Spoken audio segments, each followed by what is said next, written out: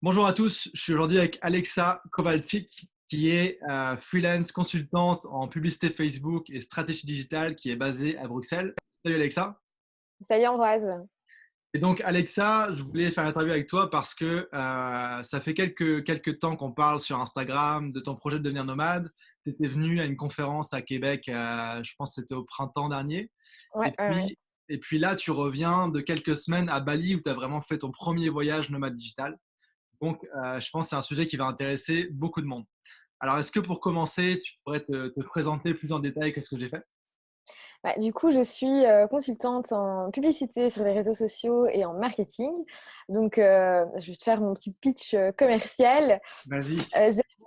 J'aide les entrepreneurs et les entreprises à trouver de nouveaux clients, trouver des prospects, à augmenter leur visibilité grâce aux réseaux sociaux. Et donc, je trouve des solutions plutôt que je fais pas juste de la pub. C'est vraiment, voilà, on a un problème. Et en général, les entreprises, elles veulent plus de clients ou plus de visibilité, ou il y a un décalage entre leur communication offline. Elles ont une très très bonne réputation via le bouche à oreille, etc. Mais en ligne, en fait, il y a un énorme décalage et il faut remettre à niveau cette communication. Et donc, mon job, c'est de leur amener toutes ces solutions un peu sur mesure, parce que les réseaux sociaux, il y en a pas mal, il y a pas mal de stratégies aussi. Donc Mhm. voilà, c'est chouette, plein de challenges. Et, euh, et voilà. Oui, et puis tu es, aussi très active sur. Moi, je te connais par Instagram. Tu es aussi très active là-bas. Tu fais des posts, des stories, des IGTV aussi. Donc, ouais, Ouais, et, c'est comme ça que je t'ai connu. Donc, tu fais ça bien. merci. Et donc là, t'es rentré à Bruxelles, tu reviens de Bali. Est-ce que tu as d'autres voyages prévus prochainement? J'ai très envie de partir en Guadeloupe parce que j'ai une amie entrepreneuse qui est partie là-bas. Mais la Guadeloupe, contrairement à Bali, c'est hyper cher. Donc, il faut le coût de la vie est, enfin, pour tout ce qui est nourriture, c'est 30% plus cher qu'en métropole. Il faut avoir une voiture parce que là-bas, apparemment, les bus, on ne sait pas Ouais. trop quand ils arrivent. Et si on monte dedans, on ne sait pas trop où on va descendre, quand on va descendre. Donc, donc voilà. Donc, au niveau budget, c'est peut-être pas le meilleur pays pour être nomade. J'ai aussi une autre amie qui travaille à Dubaï, donc j'aime bien les voir. C'est un peu une excuse de dire voilà, j'ai des amis, ça me rassure d'aller enfin, de me dire voilà, je pars un mois là-bas et si jamais je connais quelqu'un qui est sur place. C'est Donc, sûr. Ouais, c'est sûr. Puis ouais, après, bah, le mode de vie nomade digital, c'est un peu, enfin, c'est complètement flexible. Tu peux faire un petit peu ouais, ce c'est que tu ça. veux. Ouais, Si tu as ouais, envie d'aller voir quelqu'un là-bas, tu y vas. Si tu as envie d'aller découvrir un ouais. pays ou autre, tu peux aussi. C'est ça. Et Ok. je vais retourner à Bali cet été pour quelques mois, pour travailler. Parce qu'ici, les 2 semaines, c'est super court. C'est Mhm. difficile de travailler parce qu'on a aussi envie de profiter. Parce que 2 semaines, on se dit, bon, j'ai pas fait 2 jours de voyage pour juste travailler. Mhm. Et j'avais envie de repartir direct. Ok. Ouais, c'est sûr que une chose que j'ai remarqué aussi en étant nomade digital, moi la première fois où je suis parti vraiment comme ça longtemps, c'était en Asie en 2017. Et tu remarques assez vite quelque chose, c'est que si tu bouges tout le temps, t'es pas très productif. Parce qu'à Non, chaque c'est ça. fois, il faut Ouais, te réinstaller. c'est sûr. En plus, à l'avance, il faut chercher un hôtel, comment tu vas aller à l'endroit, etc., etc. C'est sûr que se poser quelque part quelques mois, c'est cool. Puis surtout, Bali, c'est tout petit. En quelques minutes ou heures de scooter ou de Uber, tu peux être pas mal partout. Oui, il y a beaucoup d'endroits où travailler. Le coût de la vie est pas cher. Après, il faut trouver des endroits qui ont des bonnes connexions. Ça, c'était un peu le challenge là-bas. Ouais. Mais j'ai rencontré d'autres entrepreneuses qui m'ont expliqué un peu ce qu'elles faisaient à distance. Et finalement, il n'y a pas juste un. C'est ça qui était génial, c'est il n'y a pas un mode de freelancing. Je sais pas si ça se dit, mais enfin, il n'y a pas juste, il y a pas que des consultants en marketing. Il y a des gens qui font vraiment toute autre chose et qui ont juste décidé de voyager et de trouver une solution pour pouvoir travailler et voyager en même temps. Et ça, c'est vraiment génial. Enfin, en fait, l'ouverture d'esprit des gens, la créativité qu'il y a là-bas est complètement différente. L'état d'esprit n'a rien à voir avec ce qu'on a en Europe, en fait. Mhm. Enfin, ou Super. pas qu'en Europe, mais en tout cas à Bruxelles, Dans de le manière monde générale. occidental, quoi. Les Voilà, gens qui sont dans leur schéma de vie. exactement. Voilà. Et donc, toi, comment ça s'est passé ton idée de partir à Bali? Comment tu t'y es pris? Est-ce que tu es parti seul? Raconte-nous un petit peu ton cheminement. Alors en fait, l'année dernière, je me suis lancée comme indépendante. Donc ça fait, ici, ça fait 1 an tout juste. Et Avant, tu étais en agence je ou travaillais dans une start-up. une start-up, ok. Ouais, ouais, ouais. Mhm. Et je me suis dit, voilà, si, j'ai eu envie de partir 6 mois direct en disant, j'ai besoin de prendre du temps et pour voir un petit peu ce que j'avais envie de faire. Même si j'étais indépendante, j'avais besoin de partir. Et je me suis dit, voilà, c'est l'occasion de le faire. Mais d'un autre côté, se lancer comme indépendant et commencer à distance, c'est un très, très gros risque. Et donc, je me suis dit, voilà, je vais d'abord tester à Bruxelles, voir comment ça se passe. Ça s'est bien passé, ça s'est lancé. J'avais beaucoup de boulot, donc c'était impossible de partir. Mais ça, c'était en septembre. Et en novembre, là, le voyage trottait toujours dans ma tête. Et je me suis dit, voilà, je partirai à Bali, ça c'est une certitude, je le sais. Je ne sais pas encore comment, mais ça va se faire. Et j'ai vu passer une offre pour le Canada. Donc l'événement à Québec, c'est le WAC, le Web à Québec. Mhm. Et j'ai postulé pour pouvoir partir avec d'autres entrepreneurs francophones, donc de Belgique, de France, d'Afrique aussi. Et c'était vraiment une expérience hyper enrichissante. Et donc je suis revenue, évidemment, j'ai eu envie de repartir à nouveau. Et c'est un petit peu le syndrome du voyage. Enfin, je ne sais pas si c'est que moi, mais quand je pars et quand je reviens, on a envie de booker son prochain voyage et de dire, OK, Ah là, ouais, ouais. c'est quoi la suite? Non, t'es pas toute seule. Ça va. Et cette histoire est vraiment très très longue, mais comme tu m'as posé la question, je t'explique tout le cheminement. Et voilà, en juin, sur Instagram, je parlais de Bali et j'ai une connaissance, enfin, une amie qui est photographe, qui travaille avec moi, en fait, qui a travaillé pendant 1 an avec moi. Et elle m'a dit, ah, j'ai envie de partir à Bali. Et de fil en aiguille, on s'est dit, bah, on irait bien, comme on travaille en Belgique à deux, on irait bien à Bali 2 semaines, faire ce qu'on fait en Belgique, en fait, voir si ça fonctionne là-bas. Et Mhm. c'est rassurant aussi de partir avec quelqu'un qu'on connaît. Et voilà. Et ça s'est fait en 1 semaine, en fait. C'est très rapide. D'accord. Ok. Mais voilà, je savais que d'une manière ou d'une autre, j'irais à Bali. Je savais vraiment pas comment. Mhm. Et voilà, c'est peut-être un signe, je ne sais pas, mais ça s'est fait comme ça. Bah, c'est intéressant ce que tu dis parce que ça souligne quelque chose que je vois souvent et que même moi j'ai vécu, c'est que tu sais, tu vois tout ce monde des nomades digitaux qui tu sais, peuvent travailler n'importe où, qui voyagent, qui sont assez flexibles. Et premier réflexe, tu sais, quand tu penses bien, etc., c'est que tu es un peu sceptique. Tu te dis, est-ce que c'est vraiment faisable? Est-ce que ça va me plaire? Est-ce que je vais pouvoir le faire moi? Et du Et coup, est-ce qu'il y c'était. a, parce que Ouais, souvent on voit sur Instagram l'image que ces nomades nous en renvoient, mais est-ce que c'est mhm, vraiment comme ça en vrai, quoi? Ça, c'est c'est aussi la ça. question. Ouais. Et du Est-ce coup, que c'est pas tu veux le tester, quoi. C'est ça Ouais, l'idée. c'est sûr. Et Mhm. moi, justement, quand je suis parti en Asie en 2017, là, je suis parti 4 mois et demi, un truc comme ça. C'était en transition. J'ai commencé là-bas, je continue à bloguer sur mes articles de growth hacking. J'ai commencé à monter ma startup là-bas aussi. J'ai construit le site en Thaïlande, par exemple, des trucs comme ça. Et je m'étais dit, bah, moi, mon idée, c'est de tester, voir si c'est vraiment solide, est-ce que ça existe, rencontrer d'autres gens qui le font depuis longtemps, est-ce que ce rêve de la semaine des 4 heures, c'est vraiment quelque chose qui est là. Et je me dis, bah, au pire, si jamais ça fonctionne pas, tu sais, je peux continuer en mode touriste ou rentrer plus tôt ou autre. Et Mhm. finalement, ça a pris.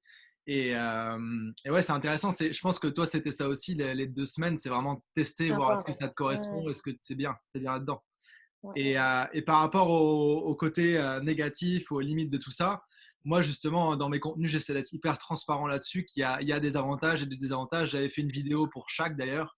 Et des avantages, il y en a pas mal. Bon, tu as tous ceux qui sont reliés au voyage et au confort, mais tu as aussi quelque chose dont on parle pas très souvent, c'est la solitude.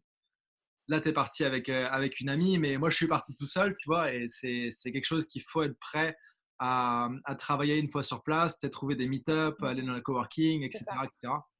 Et Et là, donc, oui. c'est clair. Et la chance que j'ai eue, c'est que c'est une amie entrepreneuse. C'est pas une amie qui s'est dit, je vais me prendre 2 semaines de vacances. Ah ouais, Et ouais. est-ce que quelqu'un qui est salarié et qui voit quelqu'un bosser bosser et en même temps profiter, c'est quand même compliqué.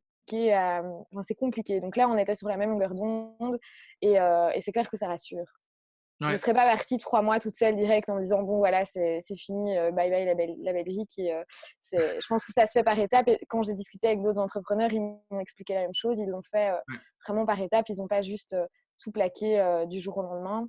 Ça c'est venu après, quand ils ont fait quelques pays de plus en plus longs. Et puis à un moment donné, Ouais, c'est parti. il y a plein de modes de vie nomades différents aussi. Tu sais, par exemple, moi, je me considère nomade digital, mais je suis pas 12 mois par an parti. Non, non, c'est sûr. J'ai pas juste un sac, tu vois. J'ai un appart à Montréal, je suis bien. Je vais bientôt demander la citoyenneté canadienne, tu vois. Donc, il faut que je passe un certain nombre de jours ici. Mais moi, j'aime bien, tu vois, avoir une base ici avec une activité flexible et que quand j'ai envie, quelques mois par an, je peux choisir d'aller ici ou là pour travailler et voyager, quoi. Mhm. Ici, Et moi, enfin, je sais pas pour toi, mais quand tu es partie la première fois en Asie, du coup, tu avais déjà une base de clients et donc tu as pu travailler pour eux à distance. Mais est-ce que tu as trouvé des clients à distance? Ça, c'est une grande question et on en a beaucoup discuté avec d'autres. De dire, voilà, est-ce qu'on trouve des clients à distance ou est-ce qu'on les trouve avant dans ouais, le pays? Oui, enfin, bah, c'est sûr que j'avais déjà mon réseau, etc. Ça faisait quelques années que j'organisais le meet-up de e-commerce à Montréal qui a lieu tous les mois de 200 personnes. Donc, j'étais quand même connu par ça. ouais. J'avais déjà mon blog aussi et j'avais déjà une base de clients. Quand j'étais en Asie, je faisais un petit peu de consulting, mais c'était pas la plupart de mon temps. Et les clients, après, j'en ai eu, oui, quand j'étais en Asie, qui m'ont contacté pour travailler avec moi, mais grâce à mes articles de blog. Mhm. Par exemple, Ok. j'ai un article de blog qui m'a rapporté plusieurs contrats qui, au total, j'ai fait le calcul l'autre jour, qui m'ont rapporté plus de 20 000 dollars de Ah revenus. ouais, ok. Donc, grâce à mon blog qui était en anglais, ça me permettait de reacher aussi plus large. Mais après, c'est sûr que je Mhm. conseille de faire déjà une petite base de clients, Mais ouais. de tester comme tu l'as fait pour voir si ça nous plaît ou pas. Et ensuite, on met en place les actions qu'il faut. Non, c'est clair, ouais. C'est ce que d'autres m'ont dit aussi, mais parce qu'il y en a qui se disent, enfin sur Instagram, comme toi, j'aime beaucoup la transparence et souvent on dit voilà, on peut se lancer du jour au lendemain et c'est facile et en fait, enfin si tu claques tout du jour au lendemain et que tu pars s'installer dans notre pays, ce sera aussi difficile que dans ton pays actuel. Enfin c'est ce qui me semble en tout cas.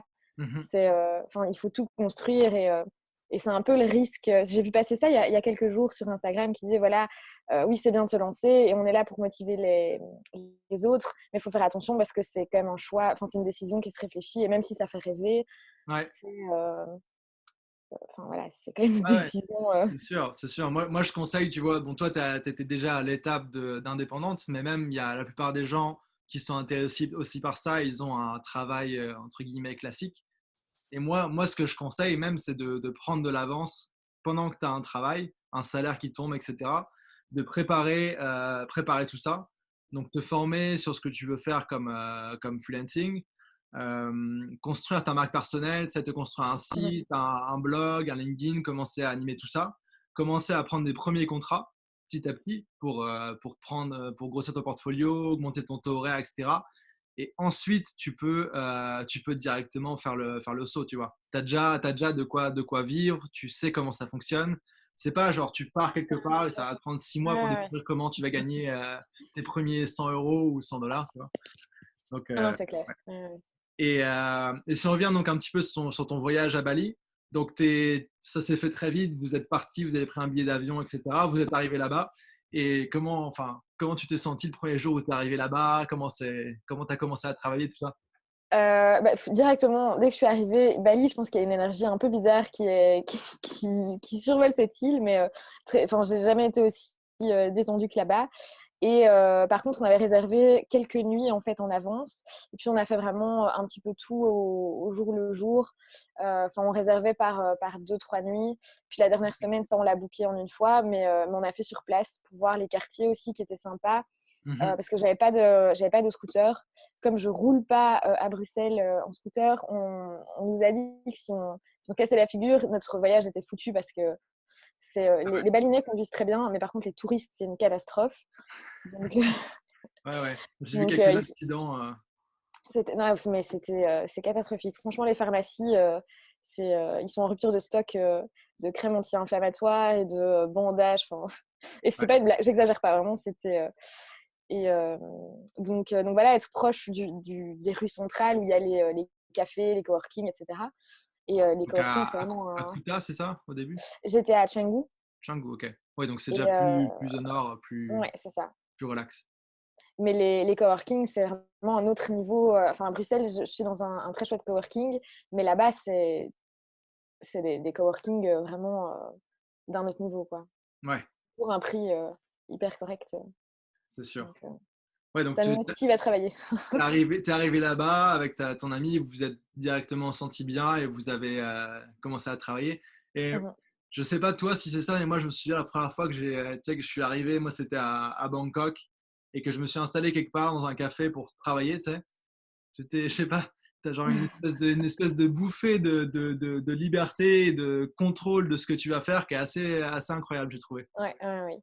Et j'ai eu une discussion super intéressante avec une entrepreneuse de Bali, justement, une Française, qui disait, en fait, pourquoi choisir entre les vacances et le travail? On peut être dans un endroit paradisiaque, on peut s'accorder du temps pour faire autre chose la semaine, et tout en travaillant, enfin, en aménageant juste ses horaires. Et c'est Ouais. pas parce que, enfin, on ne doit pas attendre le week-end pour vivre, en fait. Et c'est vraiment ce que j'ai ressenti là-bas. Bon, après, quand même de la volonté et de l'organisation, Mhm. ce dont je manque un petit peu, mais, mais c'est possible de faire les deux, quoi. Il n'y a pas que. Parce qu'on est formaté à un seul type de travail et de méthode, en fait. C'est-à-dire, voilà, on se lève super tôt, on finit super tard, on bosse comme des fous. Parfois, on est dans des bureaux où tu rentres le matin, il fait noir, tu sors, il fait noir. Enfin, c'est un peu déprimant. Et là-bas, c'est en fait, c'est difficile de revenir quand on sait qu'il y a autre chose qui est possible Mhm. et qu'on est juste trop focalisé sur la routine et ce qu'on connaît. Ouais, c'est Donc, sûr. Ouais, puis voilà. je pense que c'est question d'organisation, mais aussi de se connaître, Mhm. savoir si tu es discipliné ou non, et puis ensuite te contraindre à prendre du temps off, même en journée. Ouais, Par c'est clair. exemple, à Bali, moi je sais que quand j'étais à Canggu aussi, j'essayais d'aller surfer tôt le matin, et puis ensuite je me mettais dans un café, je sais plus ce que c'était comme café, un truc avec un nom d'oiseau là, mais un café qui était sympa, un peu plus, pas dans Canggu, mais un peu plus sur la route là. Ça Et me dit rien, Bluebird ou un truc comme ça. Ah, ça me dit rien du tout. Et donc, ouais, moi j'avais mon rythme comme ça, j'allais surfer le matin ou faire autre chose, et puis l'après-midi et jusqu'au repas du soir, en fait, j'étais dans mon café, j'étais focus. Non, non, c'est Et sûr. bon, il y avait aussi des questions de décalage horaire, tout ça, là, qui Ouais. fait en sorte que ça marche pour moi, parce qu'avec avec l'Europe, c'est 6 heures de décalage, Mhm. mais avec le Canada, c'est 12 heures, enfin avec Montréal en Ah tout oui, cas. 12. Je travaillais aussi à l'époque avec une boîte qui était en Californie, c'était 15 heures de décalage. Donc ça Ouf. peut Ah être. oui, à ce moment-là. Ouais. Ouais, ouais, ouais. Ah, Donc c'est compliqué. voilà, il y a différentes problématiques, mais tu t'arranges, tu t'organises quoi. Oui, Et 15 heures, c'est assez fameux, quoi. ouais, ouais, c'est pas mal. C'est pas mal le max que tu peux faire, je crois. Ouais, ouais, Et ouais. donc voilà, donc t'as pu. Comment est-ce que tu as trouvé que tu étais productive là-bas? Comment tu t'es organisé tes journées justement pour travailler et aussi profiter? Bah, comme c'était 15 jours, je me suis pas mis vraiment la pression avec des horaires super stricts. Mais c'est clair que lorsque j'y retournerai à partir de enfin, en juin, juillet, là, j'aurai une routine, comme je peux avoir un genre de routine à Bruxelles. Mais là, 15 jours, c'est tellement rapide que on fait un petit peu au jour le jour en fonction des urgences et Ouais, on essaie de voir aussi. Donc voilà, ici, franchement, 15 jours, c'est vraiment un mini test, mais c'est difficile d'avoir une routine super stricte en si peu de temps en fait. ouais, Mais ce qui est bien en fait, c'est que le soleil tombe très tôt, donc vers 6h30 il fait noir, donc ça permet aussi de se dire bah, ok, si je profite un peu de la lumière le matin pour aller faire quelque chose, bah, le soir je peux récupérer parce que il fait noir et puis tout reste très tard ouvert, donc au final on peut ouais. décaler un petit peu sa journée, ça va. Exact. Et donc expérience validée, tu renouvelles Ouais, complètement. Ah oui, non, là, et je tu réserve mon billet dans quelques jours. ok. Donc là tu repars, tu prévois repartir à Bali. Est-ce qu'il y a d'autres destinations qui t'intéressent ou est-ce que c'est vraiment le mode balinais, relax, plage avec un petit peu de tout qui te plaît? J'ai vraiment été séduite par Bali, mais je sais qu'il y a Chiang Mai qui est pas mal pour les digital nomades. Ouais. en Asie et j'ai beaucoup aimé le Québec. En tout cas, enfin, je sais que Montréal et la ville de Québec, c'est deux villes très différentes, mais en tout cas, enfin, les gens étaient tellement gentils à Québec que ça me donne envie de découvrir un petit peu le Canada aussi. Mhm. Et, euh, et voilà, enfin, je me mets pas de barrière. Je me dis que si je le fais pas maintenant, je voyage. Enfin, j'ai 25 ans, si j'en ai pas 45, et donc c'est le moment ou jamais de Ouais. voir un petit peu, de voir le monde. D'accord, ouais, ouais, bah t'es ouverte sur ce que tu veux voir. En tout cas, si tu passes par ici, tu me diras, on verra si j'y suis, mais on va te recommander des différentes choses. Et qu'est-ce que je voulais dire aussi? Ouais, donc je voulais parler aussi un petit peu de ce que tu fais, comment tes choix de carrière t'ont amené là, à être indépendante, consultante en publicité en ligne et puis en marketing digital. Et puis, à quoi ça ressemble ton quotidien de freelance? Est-ce que tu as des conseils exclusifs à nous partager sur comment trouver des clients, maintenir la relation, augmenter tes tarifs, etc. Alors, comment j'en suis arrivée là? J'ai bossé donc, dans une startup où je faisais vraiment tout, mais quand je dis tout, c'était du offline, du online. Au niveau marketing digital, j'ai pu tout tester, donc ça, c'était génial parce que dans les startups, comme ils n'ont pas beaucoup de budget, ils engagent peut-être des personnes un peu plus jeunes, mais qui sont prêtes à se former et à tout donner parce que, il y a un terme en français, mais j'ai oublié le nom, m'échappe, mais c'est vraiment, enfin, je pense que ça décrit bien le profil. Et donc, j'ai pu un petit peu tout tester. Et puis, je me suis rendu compte que j'aimais beaucoup les publicités Facebook parce que ça regroupait, ça combinait la créativité, mais aussi la stratégie. C'est un peu comme un jeu. Enfin, c'est un jeu bon, qu'on va prendre au sérieux puisqu'il y a de l'argent Un jeu qui qui coûte cher. tourne. Voilà. Mais c'est, enfin, ça reste super intéressant en tout cas. Donc la publicité m'a vraiment attirée et tout ce qui était tunnel de vente aussi. Enfin, tout ce qui est Mhm. stratégique en fait. Je pense que je réfléchis de manière très très structurée et donc j'aime bien avoir des stratégies super précises et bien un entonnoir super construit. Et donc avec les publicités, je m'y retrouvais bien. Mhm. Et donc j'ai travaillé dans cette start-up et puis de fil en aiguille, j'ai participé à un événement à Bruxelles. Et j'ai commencé à publier sur LinkedIn du contenu, des infographies. Enfin, je me cherchais un petit peu, mais je publiais du contenu. Et de fil en aiguille, je me suis lancée un peu du jour au lendemain. Et j'ai toujours voulu être indépendante. Mais ça me semblait difficile. Et puis j'ai sauté le pas et j'ai eu tout de suite la demande était là en tout cas. Donc voilà, et je ne me verrais pas du tout retourner dans le salariat avec des horaires. Et Mhm. enfin, c'est ici, enfin, j'aime bien me lever le lundi matin, quoi. Je me dis plus, ah non, qu'est-ce que je vais faire? La journée va être longue. Enfin, je peux vraiment. En fait, ce qui est génial, c'est que tu as des idées et tu te dis que, en fait, tu peux les mettre en place si tu as envie. Il n'y a rien qui t'empêche de concrétiser. Enfin, j'ai toujours beaucoup trop d'idées, mais tu peux vraiment mettre toute ta créativité, toutes tes idées, toute ton énergie dans des projets enfin, pour toi, pour tes clients. Donc ça, c'est Mhm. chouette. Et, euh, et oui, mettre aussi de l'énergie pour son business. Je trouve que c'est différent de mettre de l'énergie pour le business de quelqu'un d'autre. Même si c'est la norme, enfin, en tant que salarié, voilà, il y a des projets super intéressants, il y a des gens qui sont très très heureux dans ce qu'ils font, mais en tout cas, moi, je me retrouvais bien dans ce statut de freelance. Ok. Donc Donc, voilà. pour résumer, en fait, tu as commencé à aller à des événements, etc., publier du contenu Ouais, sur ton ouais, ouais, LinkedIn c'est ça. et puis du contenu de valeur, des résumés, des conférences, Mhm. etc., j'imagine peut-être. Voilà. Et grâce à ça, vu que c'était peut-être sur les ads que tu étais plus focus, les gens t'as commencé à parler avec eux ou est-ce que tu as offert, tu as dit à un moment, bah, ça y est, je suis indépendante, je fais ça, ça, ça. En fait, à un moment, je me suis dit, voilà, à partir de cette date-là, je l'annonce. J'ai créé mon site, je fais un site Wix. J'ai passé des heures et des heures alors que c'était Wix. Si j'avais su, j'aurais pris une autre décision. Et donc, j'ai annoncé sur LinkedIn en disant, voilà, c'est fait, je suis indépendante. Et j'ai commencé à avoir des demandes. Et, euh, et voilà, après, je pense que le challenge quand on est freelance, c'est qu'on a quand même beaucoup de concurrence.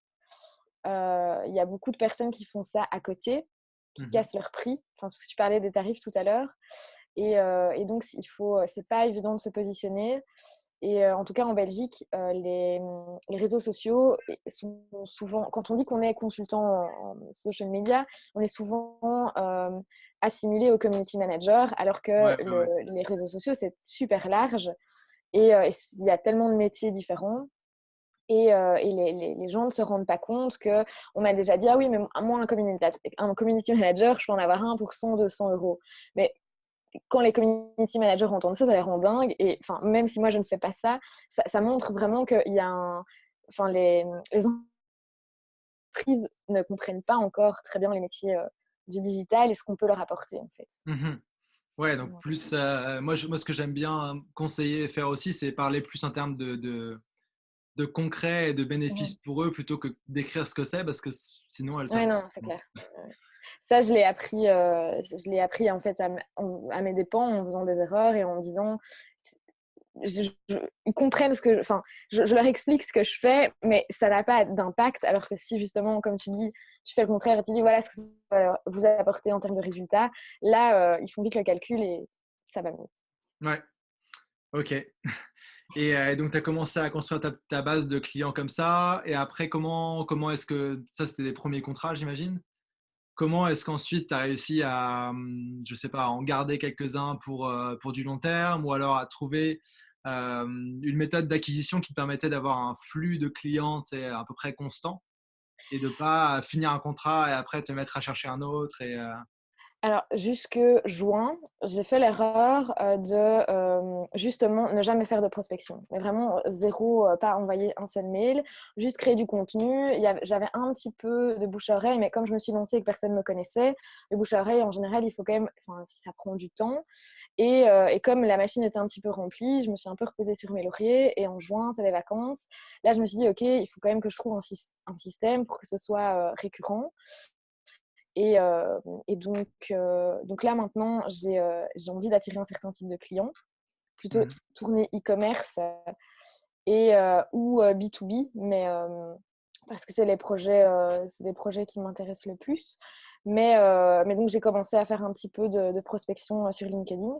J'ai suivi une formation d'un anglais assez connu, je pense, dans le petit monde du marketing, qui explique en fait comment vendre, parce qu'on a beau être très très doué en marketing, les techniques de vente c'est complètement différent. Et moi en fait, lors de rendez-vous, je suis pas du tout préparée en fait. Je faisais vraiment ça au feeling, voilà ce que je fais. C'était de l'improvisation. Je connaissais l'entreprise Ouais, très très bien, mais par contre moi me pitcher et me vendre, c'était une catastrophe. Et je faisais ça oui, au feeling, mais le feeling, à un moment donné, ça marche plus. Donc, ouais, ouais, ouais. j'avais besoin de vraiment de technique de vente, en fait. Et ça Ok. s'apprend. Et maintenant, et ça m'a vraiment aidé à structurer mon pitch de vente et mes rendez-vous. Et je vois une différence énorme, rien que dans la prise de contact, en fait. Ok. Et Donc, je pense que c'est quelle formation que tu as suivi? c'est Iman Gadzhi. Donc, c'est quelqu'un qui s'est formé auprès je pense, des grands marketeurs américains qui sont peut-être parfois controversés, mais en tout cas, ces techniques de vente vraiment fonctionnent. Je les ai j'ai testé ce que j'ai appris et ça fonctionne. Donc, voilà, après tout, c'est une formation, on prend ce qu'on veut et puis le reste, Bah oui, oui. voilà. D'accord. Ah, Mais donc moi, ça, en tout cas, c'était. pour la vente, euh, c'était mon point faible et ça m'a vraiment aidé. Ok. Ouais, c'est intéressant ça parce que bah, moi, c'est ce que je dis tout le temps, c'est que de plus en plus, vu que nos métiers sont digitaux, etc., il faut pouvoir se former de manière constante. Donc là, tu vois, tu as repéré quelque chose qui était Non, un c'est clair. point un peu faible, tu as trouvé une solution pour te former, tu as testé, ça a fonctionné, tu vois. Après, est-ce que tu vas te former au copywriting, à autre chose? Je sais pas, tu vois, je connais pas tes différents trucs, mais c'est que tu cherches à te former dans des domaines Oui, qui peuvent t'amener plus loin.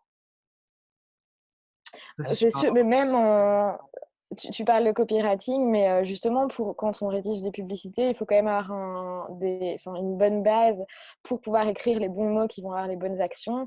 C'est Donc, ça.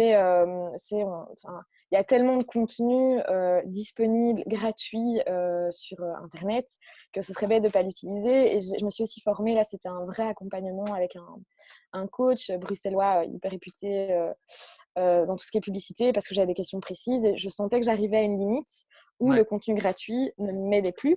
Et donc ça, c'est toujours chouette. Enfin, c'est chouette d'apprendre en fait. Ouais, c'est clair. Donc voilà. Ça, Il c'est... faut l'incorporer, il faut essayer de ne pas l'oublier dans sa routine de boulot et d'avoir un moment où on se Ouais. forme et on apprend de nouvelles choses. Alors, ça peut être en faisant des choses, tu vois, Ouais, c'est sûr. quand tu fais quelque chose que tu jamais fait ou quoi, bah, tu te formes sur le tas, ça Mhm. prend du temps.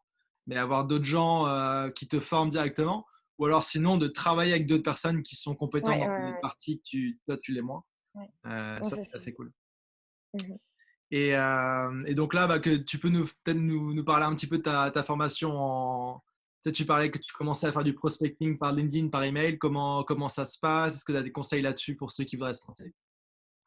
Alors, j'ai une méthode pas très orthodoxe pour Ouais, récupérer des informations. Donc, je dis ça en rigolant parce que c'est tout à fait légal, hein, mais j'utilise, c'est pas moi qui récupère les adresses email et les coordonnées.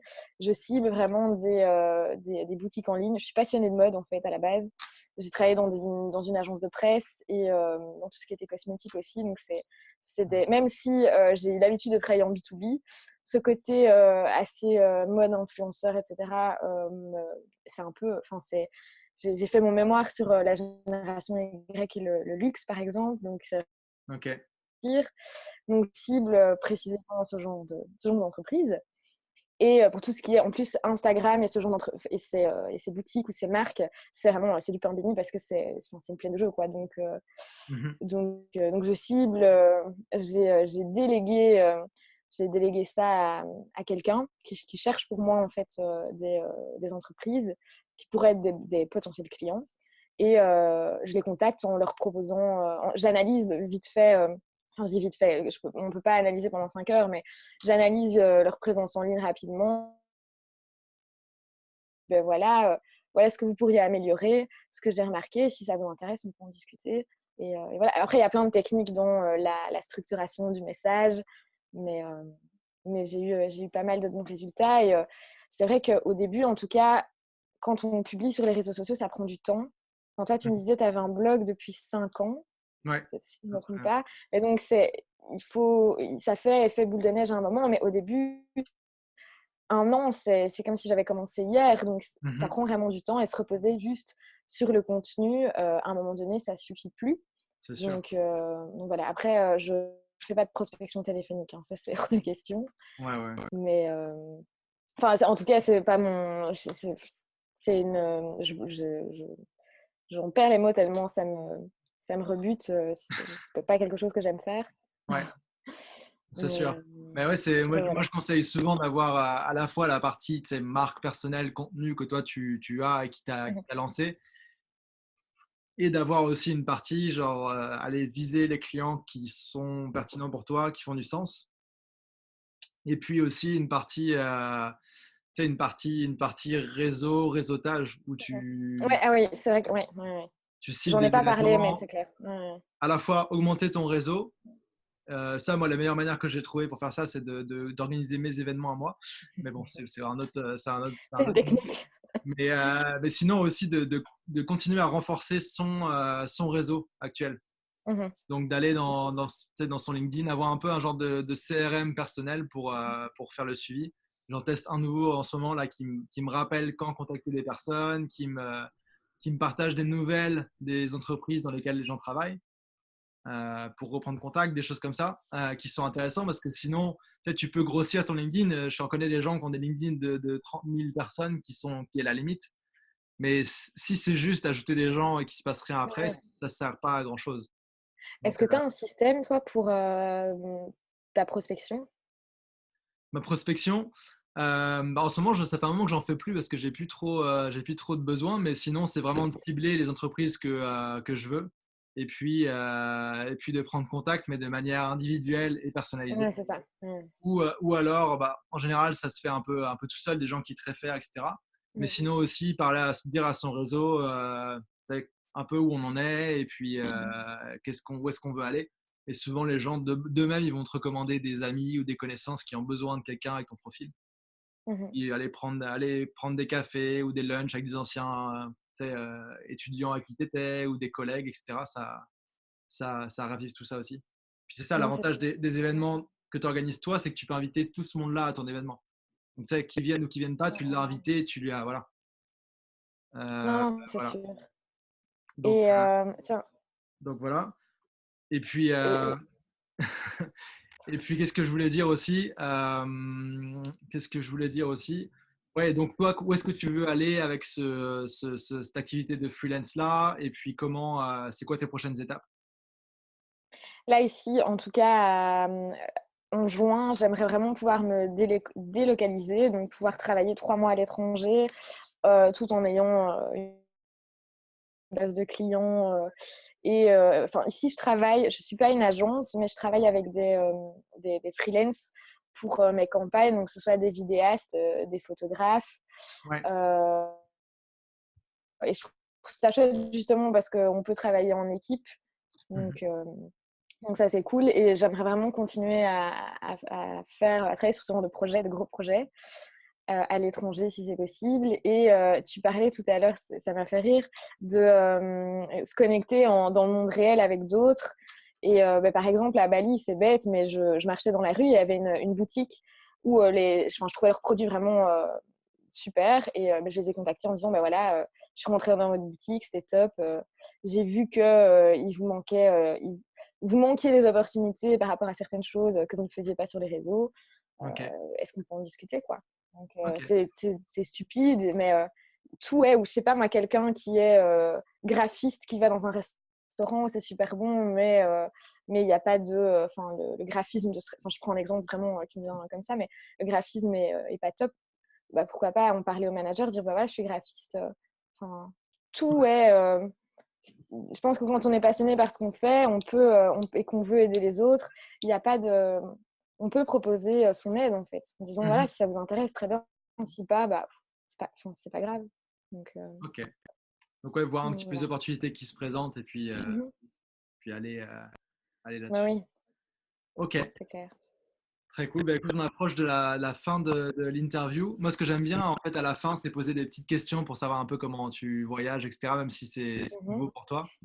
Mais donc, ouais, je voulais savoir qu'est-ce que tu as préféré comme pays pour travailler. Alors, je sais que t'es en Belgique, tu as aussi été à Québec et puis à Bali. Est-ce que tu as peut-être travaillé d'autres endroits? Je ne sais pas. Qu'est-ce que tu préfères comme pays pour travailler pour l'instant? Bali, c'est génial comme cadre de travail. Tu disais tout à l'heure que quand tu y étais, tu faisais du surf le matin, que l'après-midi, tu pouvais travailler, etc. Ça, c'est mon objectif vraiment d'ici un an. Donc, je dirais Bali, mais le point négatif, c'est la connexion Internet qui est pas Ouais. top. Sinon, le Canada, c'était facile pour travailler à distance. C'était aussi un très chouette pays. Et après, je pense que c'est le pays où on se sent bien, en fait, Mhm. plus que enfin, je sais qu'il y a des sites internet qui répertorient les meilleurs pays en fonction du coût de la vie, de la Ouais, ouais, connexion ouais. internet, etc. Mais là, oui, non, Bali, je pense qu'il faudrait être difficile pour ne pas aimer. Ouais, c'est sûr.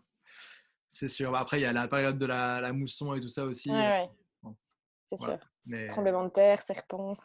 ouais, c'est ça. Moi, j'ai eu un serpent dans ma salle de bain là, Oui. quand j'étais comment ça s'appelait, Ahmed dans le nord là. J'ai essayé d'abord de le capturer. En fait, à bout d'un moment, je cherchais les gens de l'hôtel, mais c'était un serpent super dangereux, tu sais, qui était là, genre. Et tu te demandes comment il est rentré dans ta salle de bain, non? Bah, c'était une salle de bain, c'était un hôtel quand même assez luxueux, sympa. La salle de bain elle était dehors. Tu avais une petite cour à toi, Ah oui, ok, etc. ouais, ouais, ouais, Mais ok. bon, ouais, voilà comment elle était rentrée. Ok. Pas du tout flippant. Est-ce que tu as une astuce de voyage ou un hack à partager? Soit pour voyager moins cher ou mieux.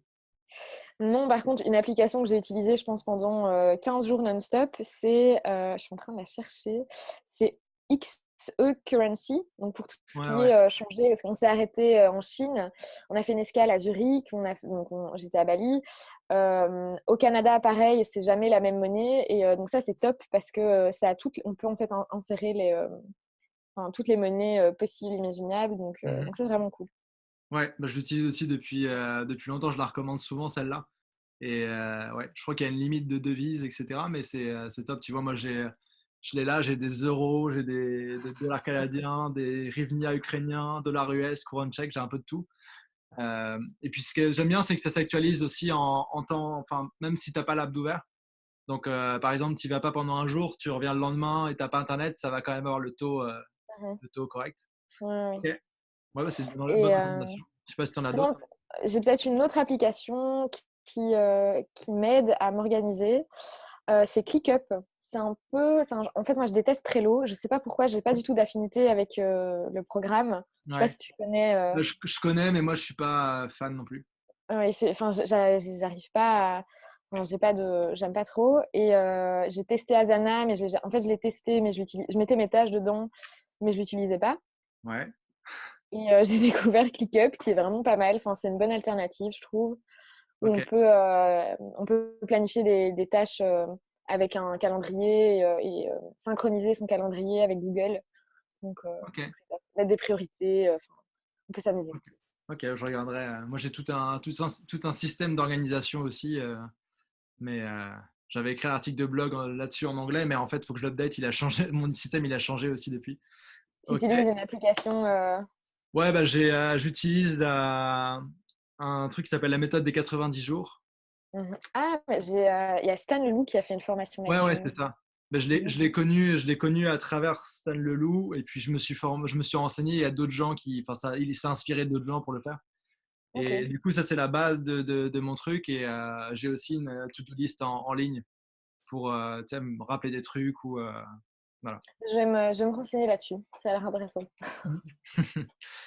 Et puis sinon, dernière question, est-ce que tu voyages avec un accessoire insolite? Alors, j'ai eu un peu de tout dans cette question. J'ai eu des accessoires de cuisine, des peluches, des porte-clés, etc. Est-ce que tu as quelque chose de particulier? Alors, j'ai un truc que je prends chaque fois que je pars en voyage, mais c'est vraiment stupide, hein, mais j'ai un pull à capuche que j'embarque avec moi chaque fois que je prends l'avion et que c'est le pull un peu multifonction qui sert d'oreiller si l'hôtel est vraiment nul ou dans l'avion il fait froid. Enfin, mais c'est un vieux pull qui n'est pas forcément beau, qui est juste confortable et pratique. Et chaque fois que je pars, je prends avec. Mais Ok. c'est pas du tout insolite, mais c'est vraiment le truc Ouais. que je prends et qui me suit un peu partout Mhm. quand je pars. Donc voilà. Ouais, bah, puis plus tu voyages, plus tu veux voyager léger aussi. Et moi, c'est pareil, j'ai une veste. C'est une veste toute bête, une veste Uniqlo, tu sais, qui se Ouais, plie, ouais, ouais. qui est imperméable, qui fait oreiller, qui fait tout.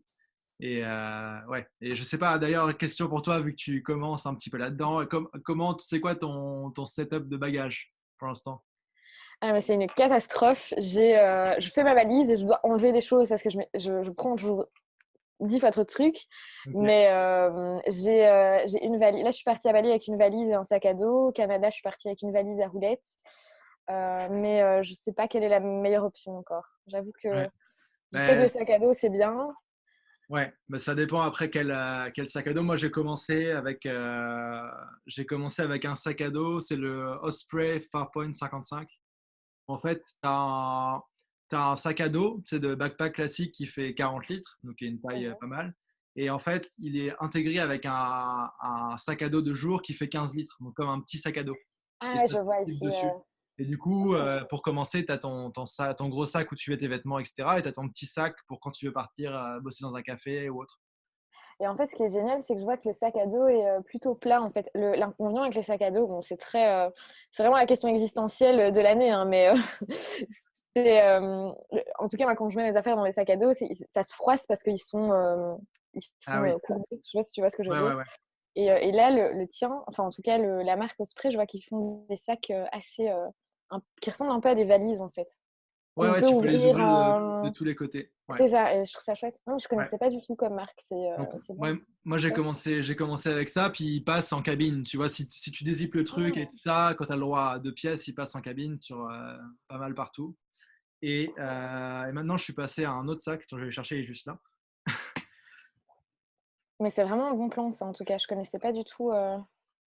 Ouais, maintenant, je suis passé à un sac beaucoup plus petit, fait pour les nomades, qui est Tu vas peut-être me réconcilier avec les sacs à dos. un Tortuga, qui est tout petit. Et en fait, qui a différentes poches. Tu as une poche vêtements, une poche câble, stylo, clé, tout passeport, tout ça, et une poche ordinateur. Ouais, mais après, tu peux pas. Enfin, si tu pars longtemps, tu sais pas mettre grand-chose dedans. Non, non, Tu mais sais? justement, c'est le but, c'est que justement, moi, j'ai jamais plus de allez, 5-6 jours de vêtements dedans. Tu les laves souvent ou tu as des vêtements qui justement sont faits pour respirer et pas être sales au bout d'une journée. Et du coup, voilà. Et celui-là, en fait, il est bien aussi parce qu'il est, tu peux l'ouvrir pour mettre tes vêtements. T'as une poche à chaussures et qu'est-ce que je veux dire? Et oui, tu peux l'étendre. De base, il fait 26 litres, ce qui est la taille d'un sac à dos classique. Ouais, Et ouais. tu peux l'étendre à 34 litres. Ah ouais, ok. Ouais, vraiment, vraiment top. Cool. Bah Et oui, voilà. non, c'est vrai que enfin, moi j'ai du mal à voyager léger, mais là les Osprey, en tout cas, je vois les types de sacs qu'ils ont et c'est euh, Ouais. c'est pas mal. Mais plus tu peux voyager léger, mieux t'es. Parce que par exemple, tu arrives à, je sais pas, tu as une correspondance à Singapour, tu as quelques heures, tu peux partir avec ton sac à dos sur le dos et faire ton truc, tu vois. Ou Ouais, même non, quand c'est tu sûr. arrives dans une ville, tu vois, si tu veux juste te balader un peu, ou enfin bref, tu es hyper flexible, quoi. Après, moi je me dis, c'est peut-être très. Enfin, c'est peut-être stupide, mais je me dis, voilà, on sait jamais si j'ai un rendez-vous professionnel où il faut être super, habillé, enfin, super bien habillé, ou un meeting dans un bel endroit et donc il faut un, je sais pas, un blazer ou autre chose, ou alors plutôt des tenues décontractées parce que dans les cafés, enfin, les nomades sont habillés vraiment super enfin, cool et Ouais, enfin, très enfin, normal en fait. Donc un peu pareil à toutes les éventualités et au final, ma valise s'agrandit. ouais, ouais, c'est ça. Bah Donc, après, ça dépend comment tu vois, mais tu vois, moi, genre juste avec une chemise comme ça, et j'ai un non, jean, c'est tu peux sûr. passer. Après, je sais que les filles, surtout J'allais celles dire, qui aiment ouais, la mode, c'est compliqué, mais c'est vrai difficile. parfait. Et puis, bah, toute dernière question avant de se quitter. Où est-ce qu'on peut te retrouver en ligne? C'est quoi le meilleur endroit? Alors, j'ai deux réseaux favoris. Donc, sur LinkedIn, là, je publie vraiment tout ce qui est 2 fois par semaine. Je publie des conseils, des vraies techniques et des vrais conseils concrets marketing, surtout liés aux réseaux sociaux et à la publicité.